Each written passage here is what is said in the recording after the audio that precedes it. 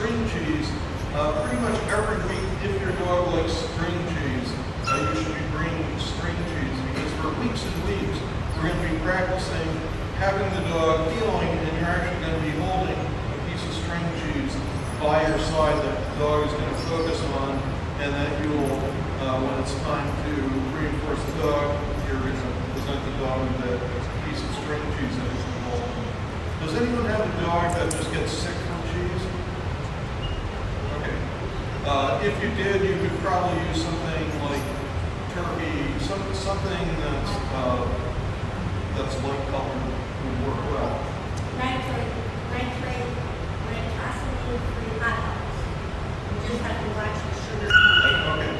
Yeah, cut up hot dogs or popular. All right, so what you need to bear in mind, obviously, too, is that most of the time you want to be giving a small treat.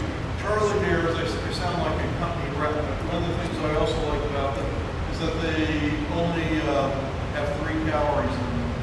And so you don't want to be filling your dog up by giving them treats that are too large.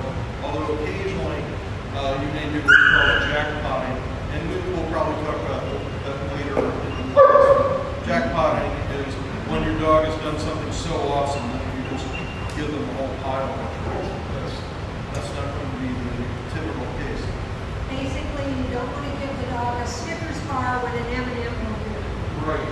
And if you're finding that your dog is not working vigorously for food, then don't give your dog dinner before coming here, or give it a smaller than usual dinner. Okay, so we've talked about different food reinforcers. Also, very useful, particularly when you're training somewhere else. I want you to watch my dog Maggie.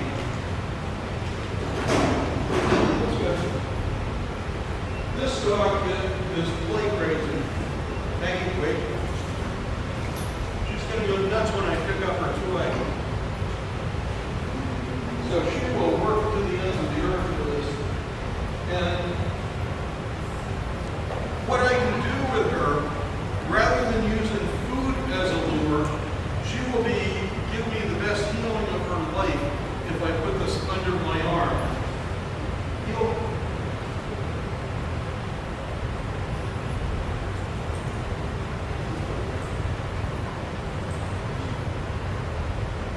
Yes. And so when I wanted to reward her, I just said yes and release it from my arm. Now there was a lot that one could have found fault with in that little healing performance there, but the point stands. Some dogs are just crazy for toys. Likewise, if I'm practicing recalls, when she comes to me, rather than giving her a treat, if I throw that toy between my legs, she'll just be like a rocket going through my legs. Yeah. All right, so you want to keep her out in case she's useful.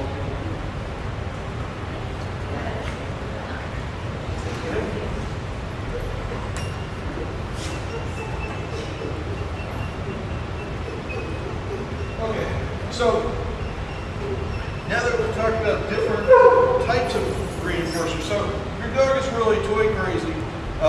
Definitely consider bringing a toy to class, and I'll help you work that in as an alternative to food. Balls are generally not a good idea. Squeakies are not a good idea because it will involve all the other dogs in the class if you're not careful. So now that we've talked about different types of reinforcers, the next most important thing is to talk about what are called marker words. And marker words come in 2 flavors, positive marker words and negative marker words. You're already familiar, I suspect, with positive marker words, although you may or may not use them correctly, and you're probably less familiar with negative marker words. So in terms of positive marker words, those are words that you're going to say when your dog has done something correctly. You're marking the fact that the dog has done something right, and you're effectively saying to the dog, that was correct. That's what I want. So what I suggest you use if you don't already have marker words that are established is use yes when you're going to release the dog. So Maggie, come. Yes. Good girl. I didn't want to throw it and get other dogs going. Okay, so that was a case where she came, albeit slowly. She fronted, and then I said yes. And that's saying to her, that's what I wanted, and now you're going to get your reward. And I could have just as easily, after saying yes, pulled out a treat and given her a treat. It's extremely important to use a positive marker word. The advantage to using a positive marker word is that by saying yes, or whatever your positive marker word is, your release marker, is that it tells the dog what you just did is what I want you to do. So if you tell your dog to sit and your dog sits, then you'll say yes the moment the hind quarter hits the ground. Think about the alternative. If, excuse me.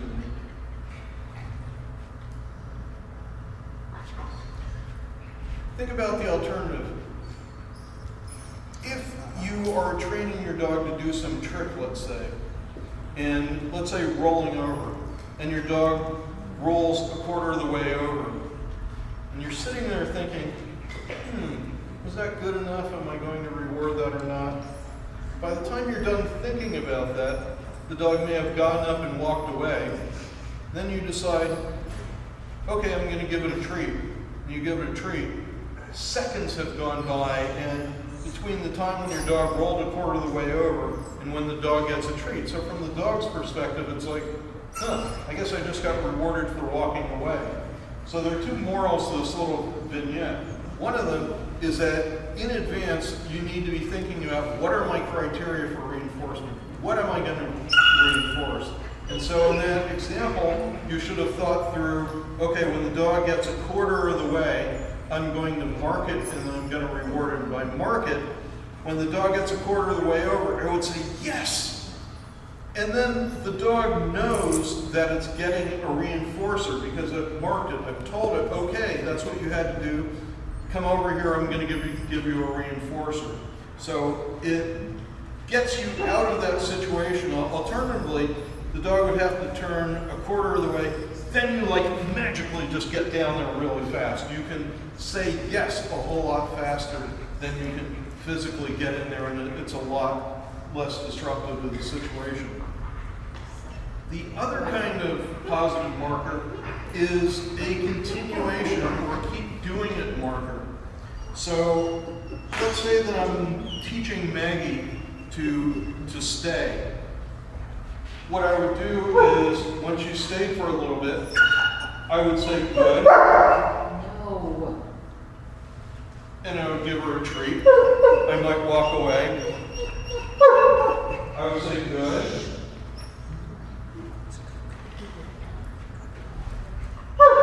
And so on until I decide to release her, and if she, after a bunch of goods, I might decide, okay, we're going to do something else now. And I would say, yes, free. And notice I gave her, just my normal positive marker, and I released her, and she got up. So the other thing about good, initially I'm going to have you paying good on a regular basis. So if you say good, you're going to give a treat. But very soon we'll fade that out so that only once in a while are you going to give a treat after saying good. And what good will become for the dog is an indication that it's continuing to make progress toward reinforcement. So when you're learning to heel with your dogs and you're heeling along and your dog is staying in heel position, you're going to be saying good, good.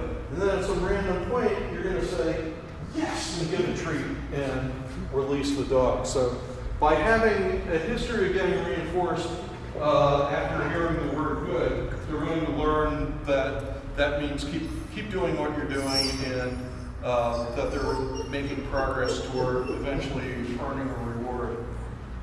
Any questions? Okay, Donna and I will certainly be, so you're going to hear me over and over again, and Donna too, saying, Mark and pay that, and you know, that means you're going to say yes, and you're going to give a treat. And if there's one thing that it's important for us to do, it's instill in you a sense of letting the dog know when it's earned a treat and then giving it a treat. Yes? You used free also. What's the difference between yes and free for you? Okay, so that's the kind of question I hate being asked because it's murky. No, it's like one of those things where the more you know, the things become more complicated. So generally speaking, yes, in fact, is inherently a release command. It means you're done working, we're going to take a little bit of a break. So in theory, you don't really need a release command. If I think about it all night, I'll probably be able to convince myself that you actually do. But for her, one thing that can happen with dogs that are hyper-trained is that they become really rigid, and she really likes me to be really clear with her about what I expect, and she just doesn't do things spontaneously. And if I tried to shape her to do something with a clicker, it would actually be difficult, which actually points to some deficiencies in how I'm training her. My puppy, I'm explicitly training to be shapeable. But good question. Okay, I'm doing something right. So When he's made a mistake. Yes. He's made the wrong choice. right, so an example of that would be, we're heeling along, the dog is doing a good job looking up at me, we're heeling, dog staying in the right position. All of a sudden the dog turns away, and I'm gonna say, or some people will say no. No is probably better. You probably say no in other contexts, like when your dog pees on the carpet or something. And I have a puppy. Our dogs never do that. Yeah, I have a puppy, so that's on my mind.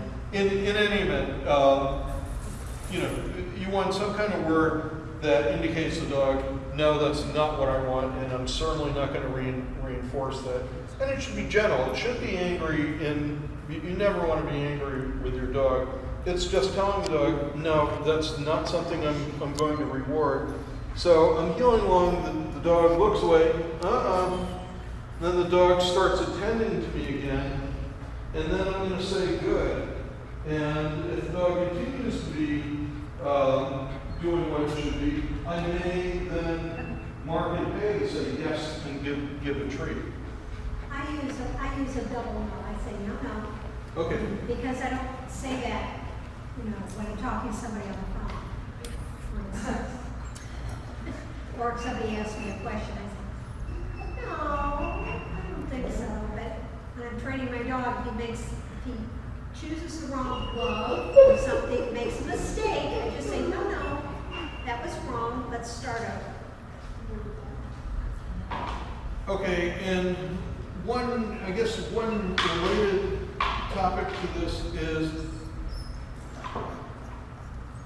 it's often useful to use a leash correction.